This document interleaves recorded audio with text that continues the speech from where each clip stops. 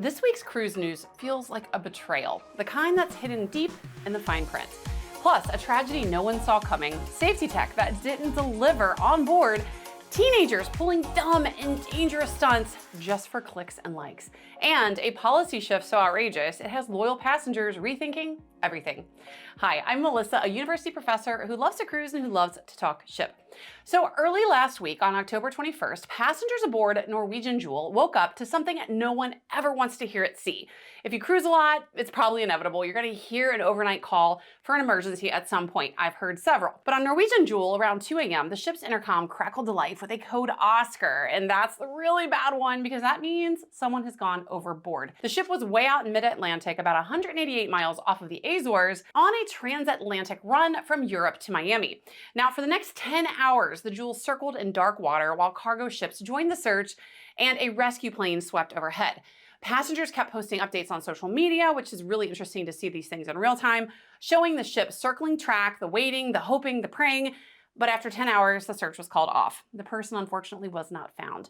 Norwegian released a statement expressing condolences and respect for the family's privacy, but that's pretty much all we know right now. Now, here's what always gets me about these incidents. Even with every safety protocol and millions invested in technology, the ocean is bigger than all of that. So have you ever been on board during an emergency? Thank God I've never encountered a code Oscar. I've seen about everything else, including a recent medevac on a cruise out of Norfolk, but knock on wood, no code Oscars yet, and hopefully not ever. Now, speaking of overboard incidents, I want to remind you of something that happened back in the summer. There was this viral Disney Dream story from back in June, and there was a 5-year-old who fell 50 feet off Disney Dream down into the ocean, and her dad jumped in after her. Everyone called him a hero and praised this as just this accidental thing that happened and this heroic effort. But it took a few months, obviously, because we're just now getting news that new police reports from Broward County paint a little bit of a darker picture. Investigators say that the child's mother encouraged the 5-year-old to climb up into the porthole. And by the way, I don't think it's really a porthole.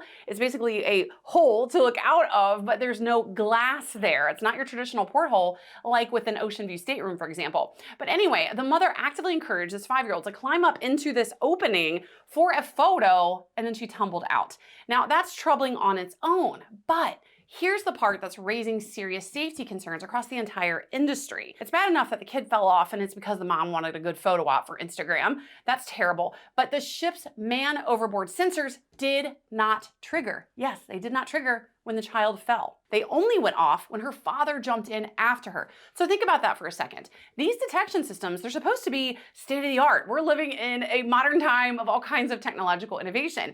And cruise lines have spent millions implementing these safety protocols and these tools, and they have no doubt saved lots of lives. There are documented cases, tons of them, of these systems working as they should and as they are intended. But if they can't reliably detect children, that's not just a technical glitch, that's a fundamental safety gap that needs addressing immediately, especially with cruise lines like Disney that have a lot of smaller cruisers. So I want to know what you think about this story and if you feel confident in cruise safety technology after hearing that. But I will say, as someone that cruises monthly, when these man overboard situations happen, it's never by accident. These things aren't just accidental. Someone either jumps off the ship intentionally, or in a situation like this, it's a child that just stumbles over. It's not like you're walking around the cruise ship and oops, I just fell off. So if you're a newbie cruiser, don't think that's something that happens, because it doesn't. Now let's shift gears, but not entirely, because this next one also involves people deliberately putting themselves at risk. Not for a photo op and not an unintentional kid falling out of a porthole, but in this case, a bunch of dumb teenagers doing dumb teenager stuff. Royal Caribbean passengers recently caught a group of teenagers climbing across balconies on the outside of the ship.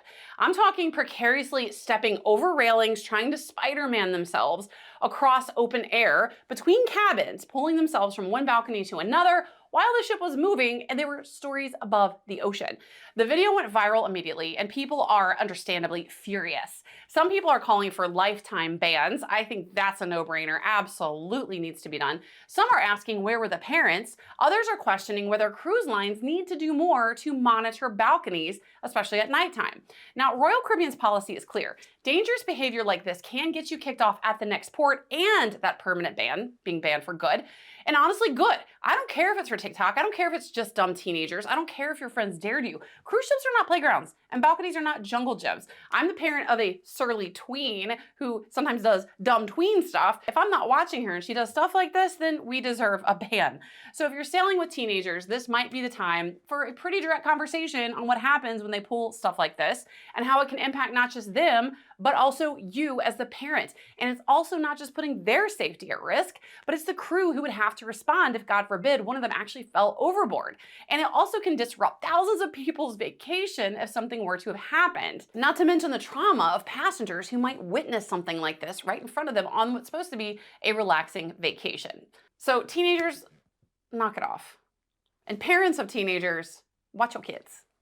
All right, now let's talk Norwegian, because they have managed to bring the rage. I talked about this last time and I'm gonna talk about it again, but it's kind of nice because Norwegian's taken the heat off of some other cruise lines that have taken a lot of heat in the past few months, but they just keep digging themselves into a hole. And again, I'm talking about Norwegian Cruise Line.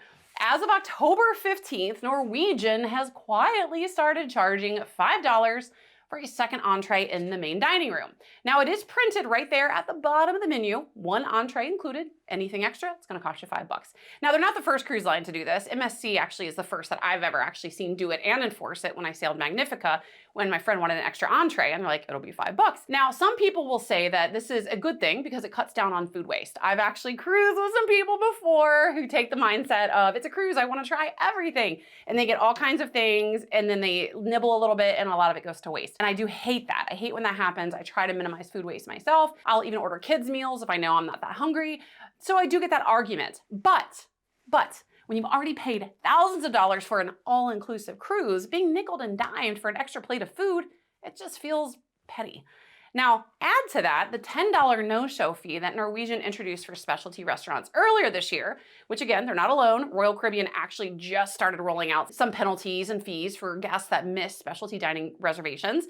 But cruising as a whole, and with Norwegian and other cruise lines, it is starting to feel a little bit less like freestyle cruising and more like fee-style cruising. But then comes the one that has everyone really seeing red. And this one really grinds my gears. And again, they're not the first to do it. Carnival is the biggest offender of doing this. I always rag on them for it because I think it's absolute nonsense and nickel and diming at its most egregious. But beginning in spring 2026, your drink package on Norwegian will no longer work on Norwegian's own private islands, Great Stirrup Key and Harvest Key. And I'm actually gonna be taking my first Norwegian cruise in about a week, and I will be calling at Great Stirrup Key. Now, I don't usually get the drink package. I'm not a drinker, so this wouldn't affect me anyway. And it also, again, doesn't take effect until spring, but it's the principle of the thing. These drink packages are expensive. You're paying hundreds of dollars for a beverage package, thinking that it covers you on your entire cruise. Then you step on a private island, which is often a destination that they own and operate where you're stuck. Some of them, like Celebration Key with Carnival, you can actually get out and about. But others that are true private islands, you're pretty much stuck there or you stay on the ship. So the cruise lines own and operate these. And now every drink costs extra, even though you bought the cruise line's drink package. This is not a third-party port. It's not a contracted vendor situation. Norwegian owns these islands. It's not about logistics. Let's call it what it is. It's about profit. And it does feel like a bait and switch. If you're selling an unlimited package, it should not come with fine print that says, oh, except when it's most convenient for us to charge you twice, like when you're on our property that we own, where you can't get off the island, and we're gonna charge you again. So I wanna know what you think. Are cruise lines getting out of hand with this nickel and diming? And does this change your perception of the value of drink packages? Now, I know for me, again, I'm not a drinker. I don't buy the drink package. People ask me all the time. I think drink packages actually are the biggest scam in cruising, unless you are a super, super, super heavy drinker and you're on a cruise that has a lot of sea days. But I wanna know if this changes how you kind of do that internal calculation of whether a drink package is worth it. Because I do see a lot of people online saying that this is a breaking point for them. They're done buying drink packages, and if this nickel and diming continues, they might be done cruising, period, and start going to pursue all-inclusive resorts instead. And just when you think Norwegian's done, passengers are also furious because they've recently been finding out their itineraries were completely changed. Some of them not finding out about it until they arrived at the port to board. Yes, I said that right. You heard that correctly. Trips that were supposed to visit the Bahamas suddenly got rerouted to the Dominican Republic. Now, both ports are great. I like them both. But if you have plans and you picked an itinerary because you've maybe never been to the Bahamas, that's pretty disruptive. Now, Norwegian's explanation, they're strengthening partnership with Dominican ports. Come on, get out of here with that. Passengers booked specifically for the Bahamas. They planned excursions in the Bahamas. They planned around those ports. They picked that itinerary for a reason. And now, poof, it's just gone. That is some shenanigans. But I will tell you, as a cruiser, if you cruise, you need to read your contract of carriage because basically we have literally almost no rights. Cruise lines say in the contract of carriage that we all agree to when we book a cruise that they can do things like this, change itineraries. Now I get it. If you change an itinerary for safety reasons or to dodge weather, fine. But when you change it to strengthen partnerships, AKA they probably pay less port fees or they probably get some kind of kickback or some kind of financial incentive, then I'm gonna call that out. That's a little bit ridiculous. But I wanna know what you think. Would you be upset if your itinerary changed like this for no legitimate reason? Now onto something a little less infuriating, a little more fun and silly. If you're sailing on Carnival Cruise Line, don't be surprised if you see women dressed like Mrs. Roper from Three's Company. What a throwback. Bright caftans, curly red wigs, giant retro sunglasses. This is one of those silly, fun trends that I think are just really fun about cruising, like hiding ducks. Now, this trend started in various Facebook groups and has really blown up across Carnival ships, and it's become especially a trend on Embarkation Day. It's silly, it's joyful, it's one of those grassroots cruise traditions that remind you of how fun the cruising community can be. Forget all the negativity, forget all the nickel and diming, but this is the fun part of cruise culture. So hats off, or I guess wigs off, to those who started this Mrs. Roper trend, because I do think it is a whole lot of fun. Now, on a little bit of a less fun note, Oceania Insignia, that's a cruise line, it's not mainstream American cruise line, but it's a big cruise line over in Europe. They just reported a norovirus outbreak. I know, another week in cruise news, more norovirus. It's a recurring theme week after week. In this case, 74 passengers got sick on an 11-night cruise from Montreal to Boston, and that makes 19 norovirus outbreaks on cruise ships just this year. And this one hits close to home for me because I did just have a medical emergency. Thankfully not norovirus, which I always say is a lot of puking and pooping. Not a good time. Hopefully you never get norovirus on a cruise ship or at land. But I just got off Carnival Celebration a week ago and we had to make another visit to the med center. My oldest daughter had a medical emergency. She passed out, she threw up. Nothing life-threatening or serious, thankfully. But at the time we didn't know that. It ended up being basically just dehydration. But we did have to go to the med center and the bill for what turned out to be something relatively minor, and that required basically blood work and a bag of IV fluids, nearly $600. Now, with the norovirus situation, that's always happening, and personal medical things like this that happen, and this is my second visit to the med center on a cruise, first for me when I had flu on Mardi Gras back earlier this year, and then now for my daughter. What a lot of travelers, specifically cruisers, don't realize is that your regular health insurance often doesn't cover medical care at sea or even abroad. And cruise ship medical centers, they're private practices and they charge accordingly. I look at that bill and it's a little silly. You get charged really high things for really small things. And if something serious happens, like a medevac, God forbid, your cost can run up into the tens of thousands of dollars, which is why I'm gonna beat this drum every video I can. Get your travel insurance. I don't care where you get it, from who you get it, whatever, just get it. I have an annual plan. It's paid for itself now again this year, paid for itself last year. It cost me under $500 a year. It covers me and my kids, basically everyone in your household. You pay one flat fee. Again, I pay under $500 and it covers us not just for cruise travel, but all of our travel for the entire year. And I renew it every year. I don't even think twice about it. It's a no-brainer. I do have a travel insurance guide for cruisers that breaks everything down. I'll drop information below. Again, get your travel insurance. I don't care where, just get it. Now let's talk about travel disruptions because the next few weeks are looking rough. And again, another cautionary tale of why you need travel insurance. It's not just for medical issues, but also travel disruptions. Now, in this case, the disruption may be because of Hurricane Melissa. I feel personally attacked by the naming of this hurricane. I don't like it, but it's already shaking up Caribbean itineraries. Ships are rerouting, ports are closing, sea days are being added. So if you are sailing soon, check your app, sign up for alerts. A lot of cruise lines have text alerts for things like this.